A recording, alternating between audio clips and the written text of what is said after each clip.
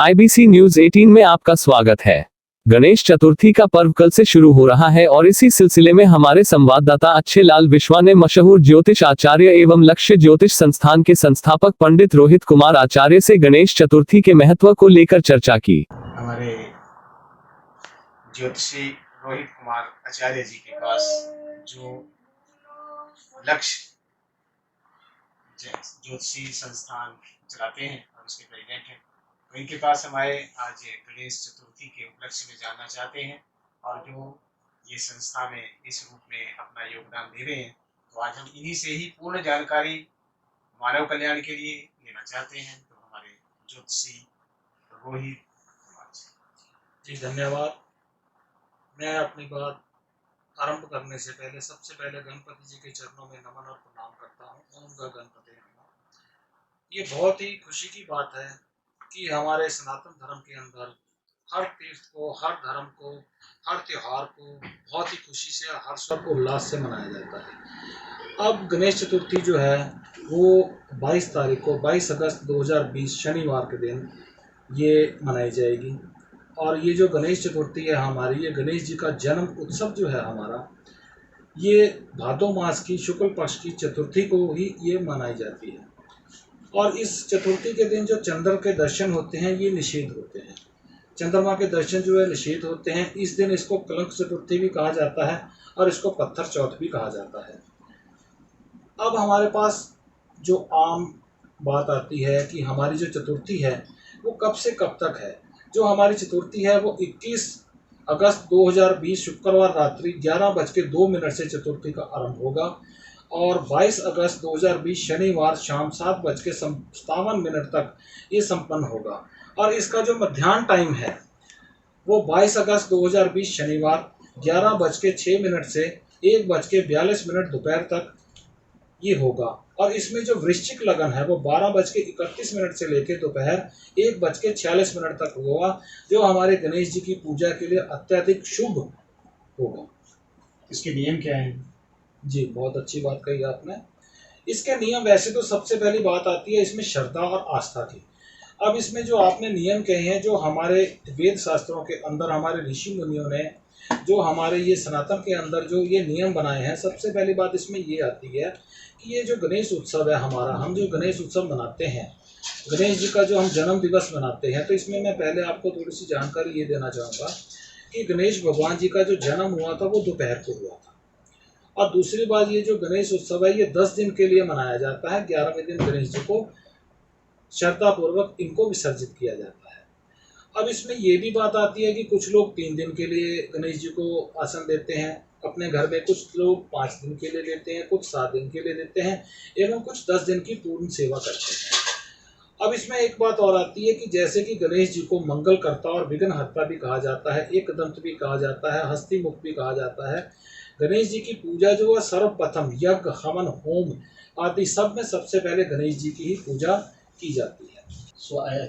जो आचार्य जी आप ये बताना चाहते हैं कि जैसे गणेश जी की सूंड बार बार हिलती रहती है या उनका पेट बड़ा है या ऐसा क्या कारण? जी बिल्कुल, ये मैं बताता हूँ आपको। जैसे आपने कहा कि सूंड की बात, सूंड की जो बात आती है उसमें ये आती है कि जो हमारे गणेश जी की जो सूंड है इसके पीछे कारण है। पहले तो मैं इस बात को पहले ये कहना चाहता हूँ कि जैसे ये संकट चौथ और पत्थर चौथ कहा जाता है, उसको इसलिए कहा जाता है क्योंकि ये गणेश जी का रूप देख के चंद्रदेव हंस पड़े थे। तो गणेश भगवान जी क्रुद्ध हो गए थे, तो उन्होंने क्रोध में आके चंद्रदेव को श्राप दिया था। और जो वो श्राप दिया था वो ये था कि आप काले हो जाओगे और आप 15 दिन शुक्ल पक्ष और 15 दिन कृष्ण पक्ष में आप बढ़ते घटते रहोगे। और दूसरी बात उन्होंने ये कहा था कि जब चंद्रदेव ने ये कहा कि गणेश जी कि ये श्राप तो आपने दे दिया, लेकिन उसने जब बहुत पश्चाताप किया तो गणेश जी ने फिर उनसे कहा कि मैं इस श्राप का जो असर है वो कम कर सकता हूँ, लेकिन श्राप मैं अपना वापस नहीं ले सकता। तो चंद्रदेव के आग्रह करने पर गणेश भगवान जी ने अपना जो श्राप है उसका असर कम कर दिया और उसी के आधार पर उन्होंने चंद्रदेव को 15 दिन बढ़ने का और चंद्रदेव को 15 दिन घटने का उन्होंने श्राप दिया, जिससे कि शुक्ल पक्ष और कृष्ण पक्ष जो है हमारा होता है।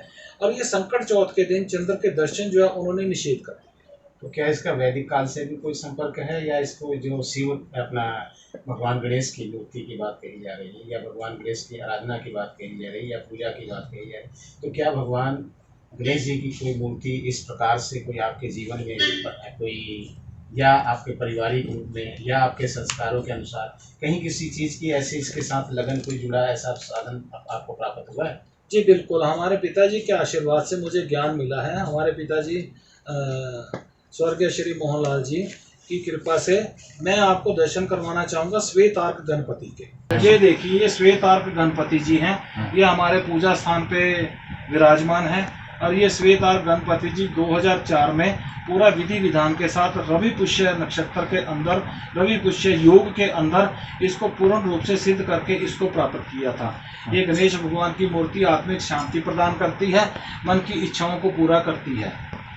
इसी का मैं विशेष रूप से धन्यवाद करना चाहता हूं कि आपके चैनल के माध्यम से श्वेत अर्क के गणपति जी के समस्त भक्त जो है वो दर्शन करें। तो इसी की टीचिंग है, पढ़ाई है, कोई इसका ट्रेनिंग सेंटर आपका जैसे सुना सेक्टर 35 में है? जी जी जी। तो इसमें कितने के ऐसे लोग हैं जो कि इस संस्था के साथ जुड़े हैं, और भारत सरकार ने भी क्या आपको इसके रूप में कोई इम्पैनलमेंट किया है या कोई ऐसा आपको सर्टिफाइड किया है, तो उसका जानकारी? इसमें क्या है कि हमारा जो है, हमारा लक्ष्य ज्योति संस्थान जो है वो भारत सरकार से रजिस्टर्ड है, और हमारे जो है वो हमारा ये भारत सरकार से ये रजिस्टर्ड है।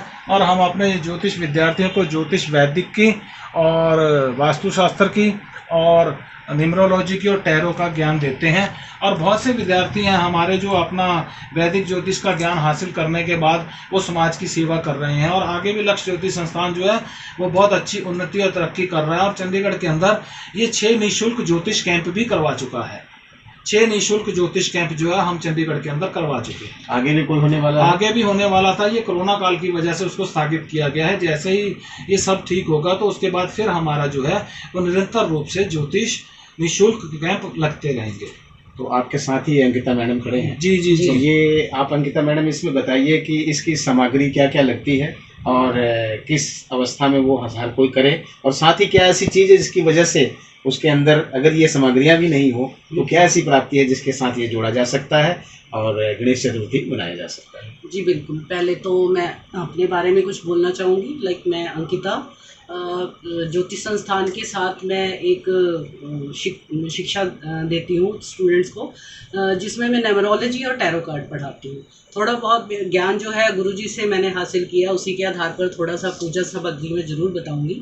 तो पूजन सामग्री में अक्सर जो हम पंडित जी हमें बताते हैं, नारियल है, आम के पत्ते हैं, पान के पत्ते हैं, सिंदूर है, रोली है, मोली है, ये सब चीज़ें हमें चाहिए होती हैं। और सबसे इम्पॉर्टेंट इसमें चीज़ होती है वो है मोदक, क्योंकि मोदक के बिना जो है गणेश जी को हम खुश प्रसन्न नहीं कर सकते।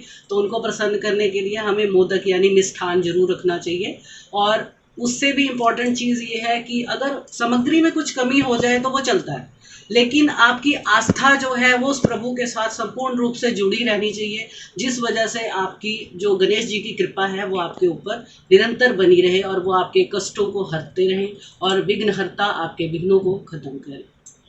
तो अंत में श्री रोहित जी से इस बारे में जो पब्लिक के लिए है या इस त्योहार का जो जैसे गणेश चतुर्थी मनाया जाने वाला है शनिवार को, तो उसके बारे में ये और लोगों को जागरूक करेंगे ताकि लोग इसका फायदा लें, आनंद लें और अपने जीवन के अंदर भक्ति मार्ग को अपना पाएं। जी बिल्कुल जी। अब मैं ये कहना चाहूँगा आपको, सबसे पहली बात क्या है कि जैसे गणेश जी की हम मूर्ति स्थापित करते हैं अपने घर के अंदर, जैसे अंकिता जी ने आपको बताया सामग्री के बारे में जानकारी दी। इसमें लाल वस्त्र जो है एक चौकी के ऊपर बिछा के गणेश जी को वहाँ पे स्थापित करना चाहिए, नीचे अक्षत रखने चाहिए, द्रव्य रखना चाहिए। और उसके बाद गणेश जी का जितने दिन का भी आपने उनकी सेवा करनी है उतने दिन का आपको संकल्प लेना चाहिए। और कभी भी आपने जो गणेश जी स्थापित किए हैं वहाँ पे अंधेरा नहीं करना आपने, और अंधेरा नहीं करना, और वहाँ पे आपने कभी भी अंधेरे के अंदर वो गणेश जी की मूर्ति को स्पर्श नहीं करना। अब बात आती है ये कि किसी भी पूजा के अंदर कोई भी पूजा पाठ जो है वो गणेश जी की पूजा के बिना सफल और संपन्न नहीं होती। हमारे उत्तर भारत के अंदर भगवान शिव ने जो अधिपत्य दिया है वो गणेश जी को दिया, और दक्षिण के अंदर कार्तिकेय जी को दिया है। कार्तिकेय जी का जो रूप है वो स्कंद रूप में है, वो नारियल रूप में है, और गणेश जी जो है वो साक्षात रूप में है। और इस प्रकार से दोनों के बिना कोई भी ऐसी पूजा नहीं है जो सफल होती हो। हर पूजा में नारियल लगता है, वो कार्तिकेय जी का रूप है। हर पूजा में गणेश जी की पूजा होती है। वो गणेश जी साक्षात जो है वो विघ्न हरता है और वो विघ्न को हरते हैं। अब बात ये आती है कि गणेश भगवान जी को क्या भेंट नहीं करना चाहिए। कुछ ऐसे भी थोड़े से नियम बनाए हैं। एक तो तुलसी भेंट नहीं करनी चाहिए गणेश जी को, और दूसरी बात इसमें यह आती है गणेश जी को तुलसी भेंट नहीं करनी चाहिए, शमी पत्र भेंट करना चाहिए। शमी पत्र गणेश जी को अत्यधिक पसंद आता है। सिंदूर करना चाहिए, लाल फूल करने चाहिए, मोदक करना चाहिए, दुर्वा करना चाहिए, गोला गरी करना चाहिए, और अपनी सामर्थ्य अनुसार जितने भी आपकी आस्था श्रद्धा सामर्थ्य अनुसार आपको उनका पूजन जो करना चाहिए। और आपको 2 वक्त उनकी आरती करनी चाहिए। जैसे हम किसी अपने घर के अंदर कोई मेहमान आता है, कोई अतिथि आता है, तो हम बहुत हर्ष और उल्लास से अपने घर को सजाते हैं। उसी प्रकार से हमारे को अपने घरों को उसकी सजावट करनी चाहिए, गणेश जी की सेवा करनी चाहिए। और साथ में जब हम गणेश जी की मूर्ति की स्थापना करते हैं तो साथ में उनकी जो पत्नी है रिद्धि और सिद्धि, उनको भी 1-2 सुपारियों के रूप में उनको भी स्थान देना चाहिए। और उनके जो पुत्र हैं शुभ और लाभ, उनको भी स्थान देना चाहिए। उनके भी नित्य हमारे को विधि विधान से उनका भी पूजन करना चाहिए। और उनकी सवारी है मूषक, और मूषक जो है उनके प्रसाद के लिए, मूषक के लिए हमारे को चने की दाल पानी में भिगो के वो मूषक को भेंट करनी चाहिए। और मंत्र का उच्चारण ओम गणपते नमः का जाप करना चाहिए। गणेश चालीसा और गणेश जी की आरती पूरे विधि पूर्वक करनी चाहिए। और इसमें एक सिद्धांत और आता है छोटा सा, वो ये आता है कि गणेश जी की पीठ के दर्शन हमारे को कभी नहीं करने चाहिए। उसके पीछे ये बात आती है कि गणेश जी की पीठ के पीछे जो है वो दरिद्रता का वास है। अगर गलतीवश भूलवश अगर हम कभी गणेश जी की पीठ के दर्शन कर भी लेते हैं तो हमारे को गणेश जी से क्षमा याचना करनी चाहिए। और गणेश जी की एक ही परिक्रमा होती है, गणेश जी की एक परिक्रमा होती है। जहाँ पे हम खड़े हैं वहीं पे हम अगर घूम जाते हैं तो वो गणेश जी की परिक्रमा जो है वो हमारी मान्यता रखती है। और दूसरी बात इसमें एक बात और आती है, जैसे मान लो कि हम पत्थर चौथ जो है, और पत्थर चौथ के अगर हमारे को चंद्र दर्शन हो जाते हैं तो दूसरे दिन हमारे को चंद्र से संबंधित दान करना चाहिए। जैसे सफ़ेद मिठाई होती है और सफ़ेद वस्त्र होता है, और हम जो मोती जो होता है सोचा उसका भी दान हम कर सकते हैं। और इसके अंदर एक बात और है, जैसे कि हमारे गणपति जी, जैसे घर के अंदर किसी को बच्चों से संबंधित कोई समस्या आती है तो उनको बाल रूप में गणेश जी की स्थापना करनी चाहिए। जिस घर के अंदर झगड़े झांसे क्लेश रहते हैं उस घर के अंदर गणेश जी की बैठी हुई प्रतिमा, जिसके अंदर एक हाथ में मोदक का लड्डू हो और एक हाथ उनका आशीर्वाद मुद्रा में हो, वो स्थापित करनी चाहिए। अगर ऑफिस में हमने अपने कार्यालय में गणेश जी की मूर्ति की स्थापना करनी है तो वो हमारे को खड़े गणपति जी की मूर्ति स्थापना करनी चाहिए, क्योंकि वो अलर्ट रहते हैं और कारोबार जो है वो बहुत अच्छे तरीके से चलता है। और हमने अपने ग्रस्त जीवन के अंदर संसार के सभी सुखों के लिए गणेश जी की जो साधना करनी है, उनके लिए हमारे को सिंदूरी गणेश जी की स्थापना जो है वो हमारे को करनी चाहिए। इसी के साथ मैं अपनी बात को समाप्त करता हूं और आपके चैनल के माध्यम से मैं सभी को गणेश चतुर्थी की हार्दिक शुभकामनाएं लक्ष्य ज्योति संस्थान की ओर से देता हूं। और एक बहुत ही अच्छी बात है गणेश जी का जो ये उत्सव है, उसके अंदर एक ये बहुत ही अच्छी बात है जो मैंने कई बार सुनी है कि गणपति बप्पा मोरया पुरचा वर्षी लौकरिया, गणेश भगवान की जय हो।